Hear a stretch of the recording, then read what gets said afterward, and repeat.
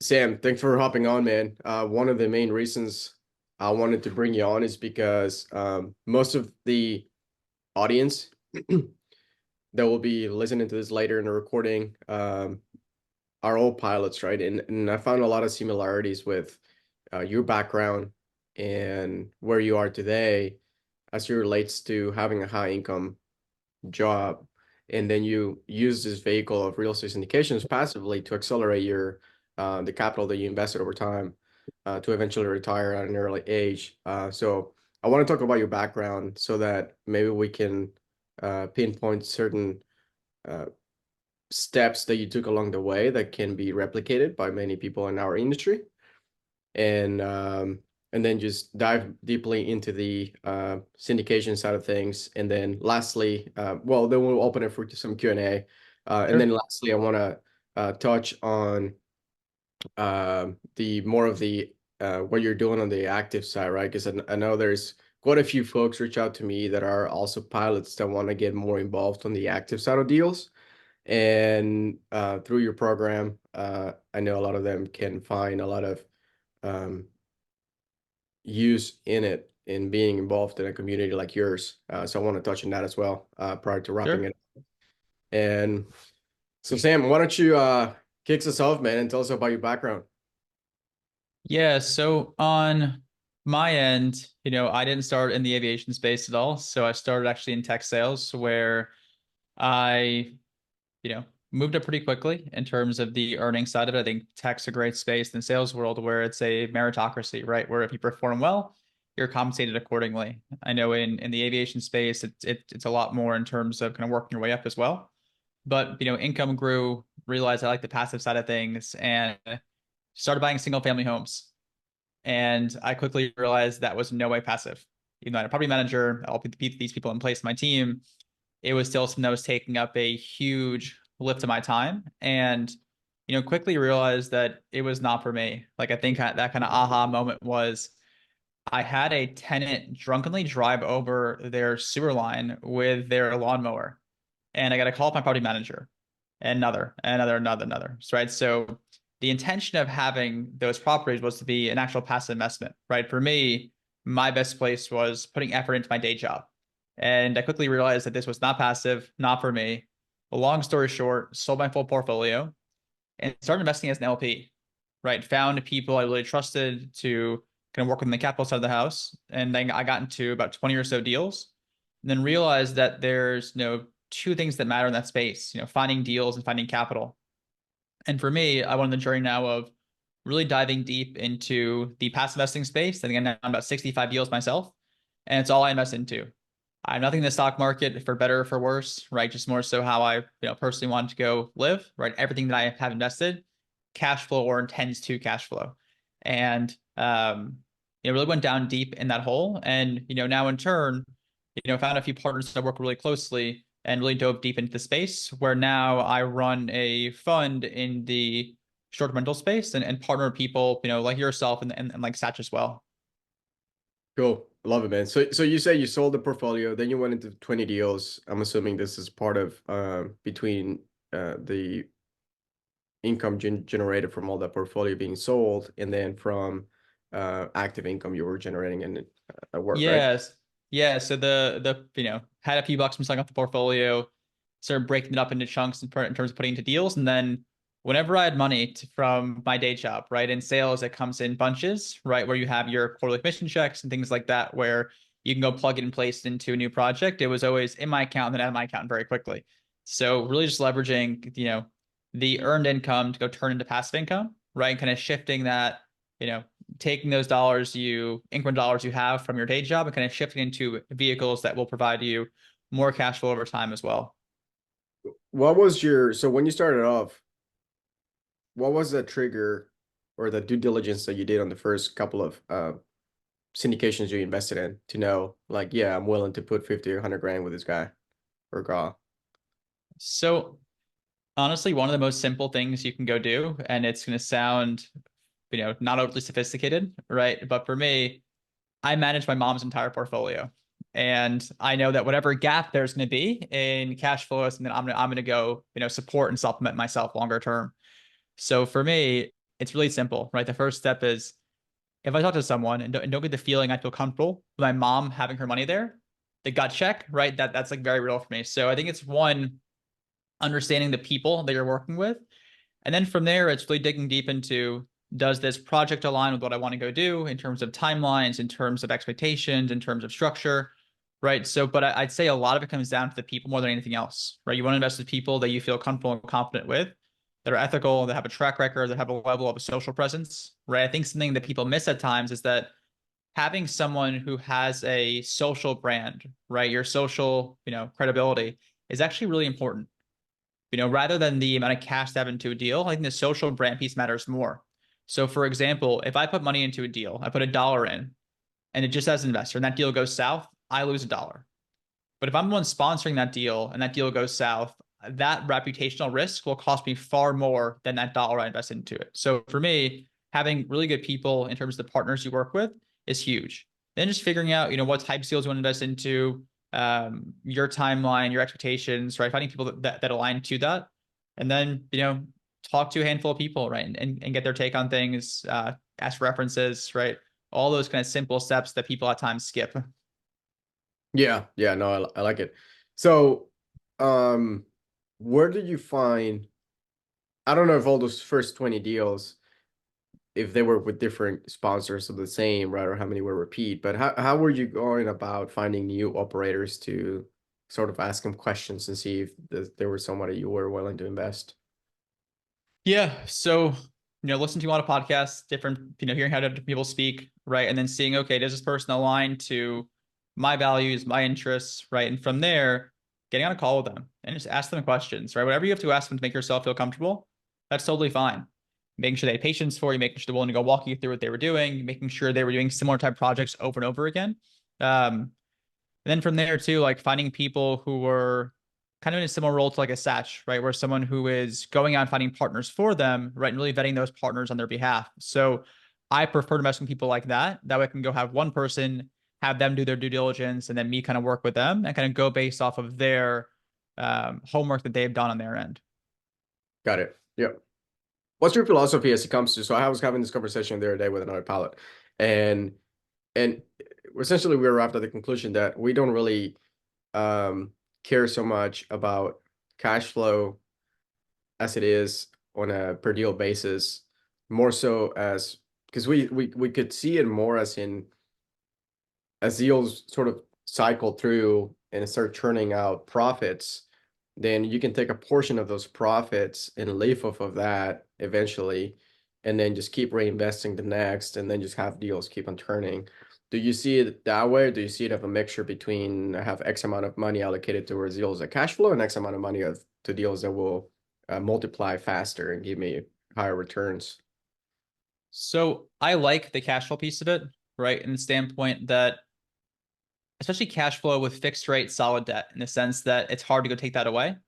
So a lot of the appreciation, equity growth, right, usually happens, but there are times where it doesn't as well. I think making sure your portfolio is actually cash flowing, but at the same time too, is really important. It also depends where you are in your career too, right? For example, if you know, say you still have 20 years left working, or you want to work for 20 more years, right? Cash flow may be less important to you because you know that you'll have a solid income for that period of time and have income to go allocate out of it. So it really depends as to where you are, right, in your career and what you focus on. So I think deals should have both, right? Like deals should cash flow and deals should have a level of equity growth, right? In doing so. So it really depends. The nice thing too is you can kind of break up your capital allocation into a variety of projects and have a nice blend across the board. So, but for me, I do like seeing a level of cash flow and everything. Kind of looking at your portfolio itself too. Yeah, yeah, I got you. What percentage, and it's okay if you don't know this, but I'm just kind of curious, because I know you say you're over 6 syndications now. How many, well, what percentage will it be that were is profits that you roll into the first couple of deals into the second one? Would you say like 50% of them are rollover from Mm. previous deals, So 20%? I think I've now had 12 or 13 deals sell. Um, I think all but one has been well above projections. One of them was a deal that we bought that we realized quickly that just makes sense to sell as quickly as possible. And that was a break even type project. We basically said, hey, the second we can go break even on it, we're getting rid of it, right? Because I think something that you want sponsors you work with to go have is not have that sunk cost fallacy, right? Of like when a deal is going south and you don't feel as though you can save it and you can get out of there unscathed cash wise, sometimes it makes sense to take chips off the table as well. So I'd say those 12 deals probably reinvest into another 15 deals from that. So I don't know, 25, 30% of the other projects I invested into have come from, rolling back in capital. But my plan as well is that as these deals sell is to go keep reallocating that capital to new deals as well. Essentially from my standpoint, from a depreciation lens too. Yeah, yeah. No, I like it. Um, give us, I'll be curious to know like one or two lessons that you've learned from maybe a deal going south that um you can pinpoint now before even going into a deal saying like, hey, this last time I did this deal went south. That's why I won't go into this deal. Yeah, so I think one thing is understand the capital stack as to the debt, the pref equity, if there is any. I think pref equity is a lesson I learned early that can be a great tool. And what I mean by that is that say as an investor, right, the pref equity is getting 8 and 4. What that means they get 8% on a return on their money current, and then at the exit, another 4% that they'd accrue. And that can be a really great tool to go use if it's a small piece of the capital stack. For the reason that the investors in those deals, like you or myself, may be targeting a 15% return, 16% return. So if that deal is above a 12, right, their return's capped at that, meaning that all the upside goes to the investors and the sponsors. So in a scenario where the deal overperforms, there's upside.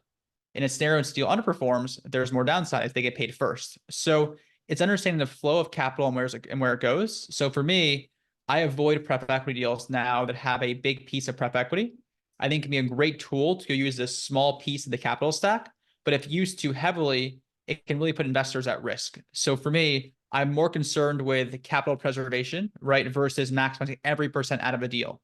So I'd rather have the much higher floor, even if the ceiling goes down slightly in a deal.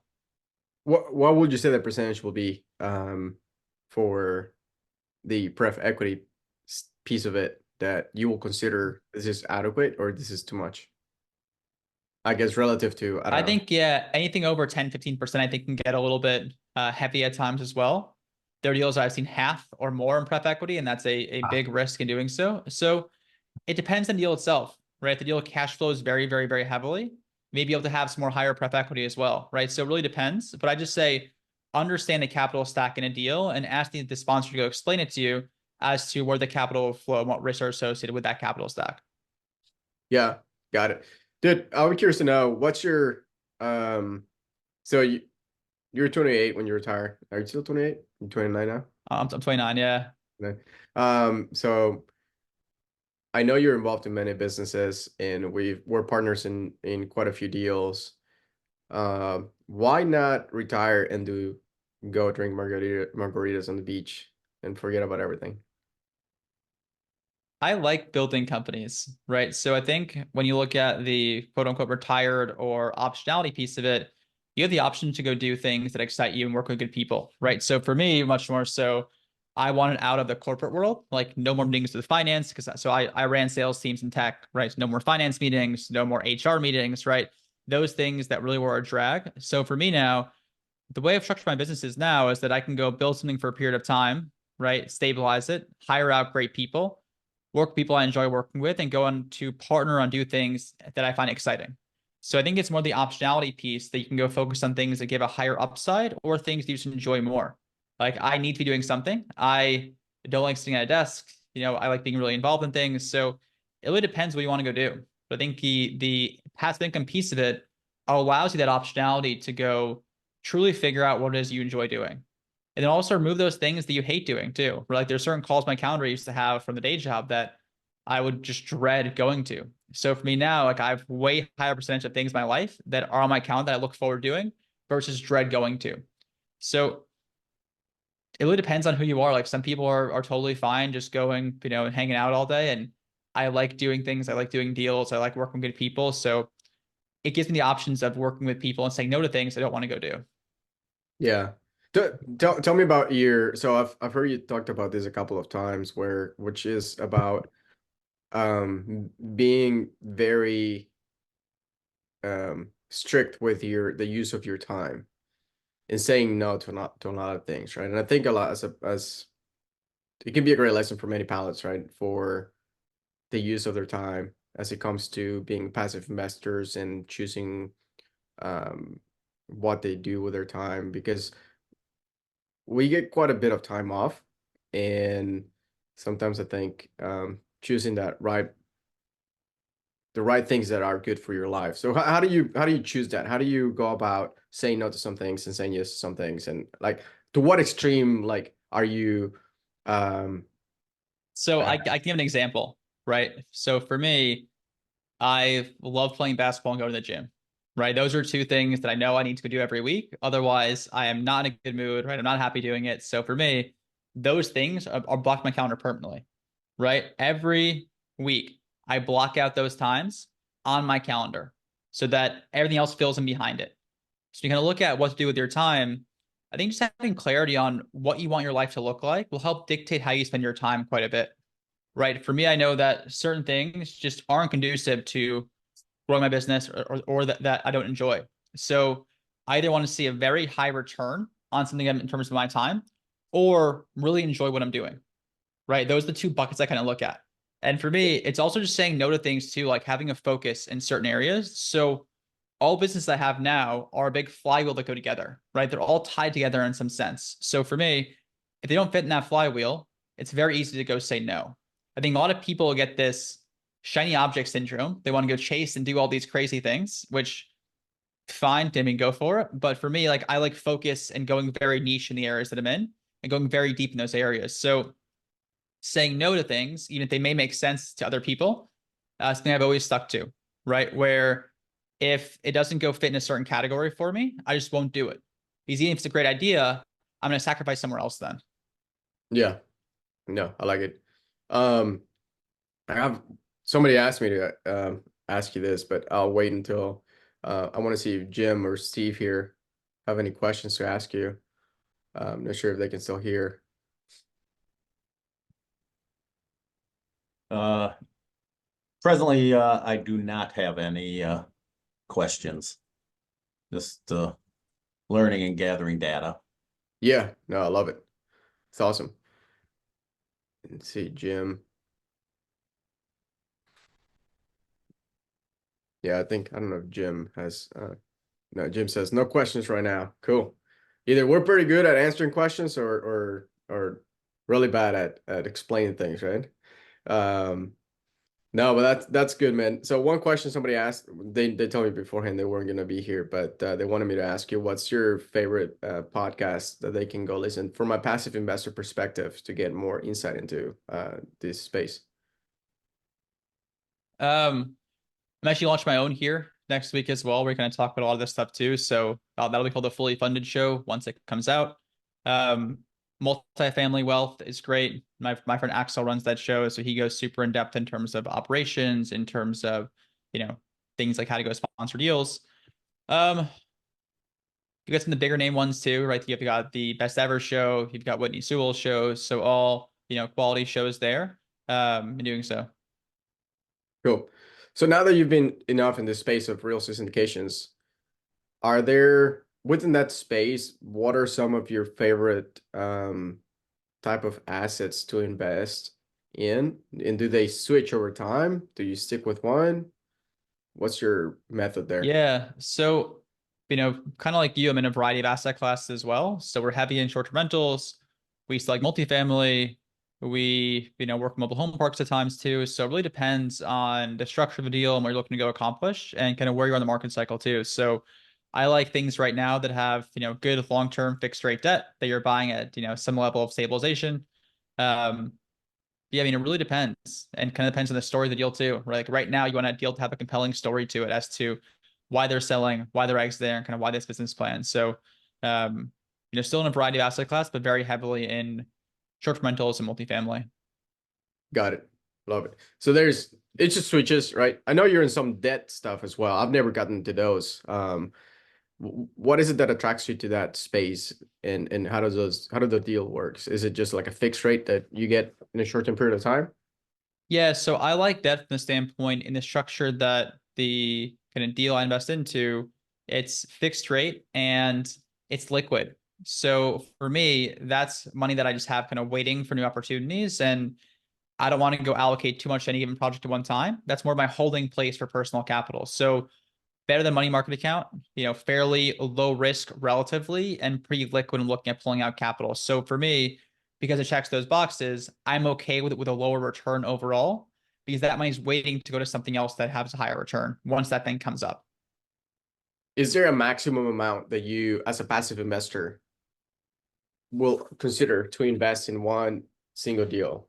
And this is a question that the reason I'm asking is I think because it, yeah, passive I think option- it, yeah, I think it matters what that person has too, right? Like if you have, $200,000 to go invest, break it up into 4 deals, right? Do 50K a piece, right? Like if you have $2 million to go invest, maybe do $250,000 checks, right? And kind of spread it out over a bigger period of time. So it depends. I'm a big believer in almost dollar cost averaging when looking at deals too, like investing in deals every single year, as you'll catch different parts of the cycle too, right? There'll be some deals that you get in and you exit in a year, like we saw in 2021, 2022. And there's some deals that they may actually take the full 5 years to hit the business plan as well. So I'd say break it up over a variety of different projects and a variety of time periods too, as you do it, and be really consistent in that sense too. Now that you've been in this space of real estate syndications for a while, do you see that there's other opportunities as a passive investor? If you were to start over, would you start again in real estate syndications, or would you do something else? Obviously, we know single family homes, it's not a thing, right? Managing single family homes by yourself is out of the question. Would you do real estate syndications? Would you do something else? I stick with the same thing. I stick with the same thing. I mean, probably the only other thing that interests me a lot right now are just kind of small business roll-ups, right? Of getting into kind of operating smaller businesses and kind of buying handfuls of them in the same space, right? Besides that, real estate syndication will still be my biggest kind of allocations going forward. Cool, love it, man. I want to touch on the for those pilots that want to get more involved and get active on deals.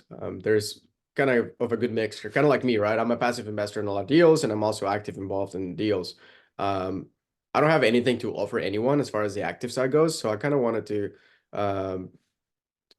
talk about what you're doing so that in case anybody's interested, they can reach out to you.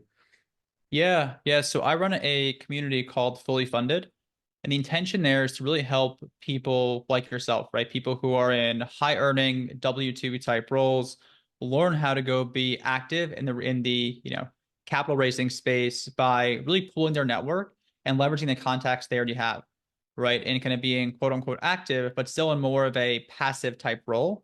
I'd say it's the most passive active role or active passive role that there is in doing so, and a great opportunity to really go share things that you found with people that you know as well, right? Kind of think of yourself as a salesperson for investment opportunities that you already believe in, already are doing yourself. So, great opportunity to go learn how to go become active, have a network of people around you all doing the same thing. We provide a ton of educational content, accountability, and coaching around that as well. And I think a really big thing is having people around you all focused on that same topic, right? How to get better, how to go leverage your network and really build those sales skills as well in that sense. Yeah, yeah, no, I like it, man. If it took me a little bit of traction to get going when I was starting in this business because there was hardly any communities like that, right? And we met through actually, I don't even know how we met, but I'm glad that you started that because it's definitely needed, and it would have saved me a lot of time and a lot of struggles if you would have had that a couple of years ago, just to kind of get a shortcut to the front of the line, and get things going. What's a website where people can find out more about it? Yeah, so you can either just ping Sats directly or find us at fullyfunded.capital. Fully funded debt capital. Cool. All right. Sounds good, Sam. So I think we're gonna wrap it up here. I think we broke it down plentiful in the syndication space and what you're doing now. And it was awesome to have you, man.